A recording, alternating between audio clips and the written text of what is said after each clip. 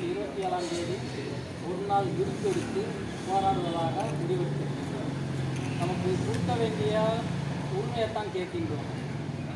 அதே மாதிரி இந்த அரசாங்கத்திலிருந்து நமக்கு ஒரு வாரிசு வேலையெல்லாம் கொடுத்துருந்தாங்க. அந்த வாரிசு வேலையும் இப்போது பறிக்கப்பட்டு விட்டது.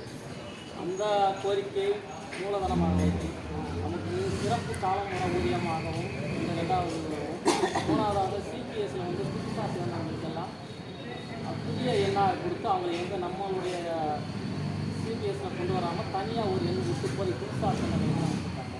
அதே மாதிரி பணி நிறைவு பெற்றவங்களுக்கெல்லாம் அந்த பலன் கொடுக்கலாம்.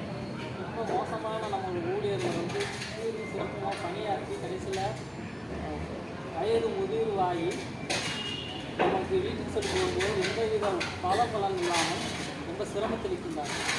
அதனால் இந்த அரசாங்கம் செவி சாய்க்கும் வரை நம்மளுடைய தமிழ்நாடு வருவாய் கிராம ஊழியர் சங்கத்தின் மாநில முடிவின்படி இது வென்றெடுக்கும் வரை இந்த போராட்டம் ஓயாது என்பதை தெரிவித்துக் கொள்கின்றோம். நம்மளுடைய உரிமைகளை கேட்கின்றோம். கொடுத்த உரிமைகளை மீட்டெடுக்கிறதுக்காண்டி இந்த போராட்டம் நடக்கின்றது. இப்போதைக்கு நேற்று ஒரு அறிக்கை வெளியிட்டிருக்கிறார்கள் அரசாங்கத்தில் இருந்து. புதிய பென்ஷன், பழைய பென்ஷன், இப்போது சென்ட்ரல் கவர்மெண்ட் பென்ஷன் எல்லாத்தையும் ஆராய்ந்து ஒரு குழு போட்டுருக்கோன்னு சொல்கிறாங்க. இதெல்லாம் ஒரு கண்துடைப்புக்காண்டி நடக்கக்கூடிய செயலாகத்தான் நம்ம சங்கம் முடிவெடுத்திருக்கின்றது.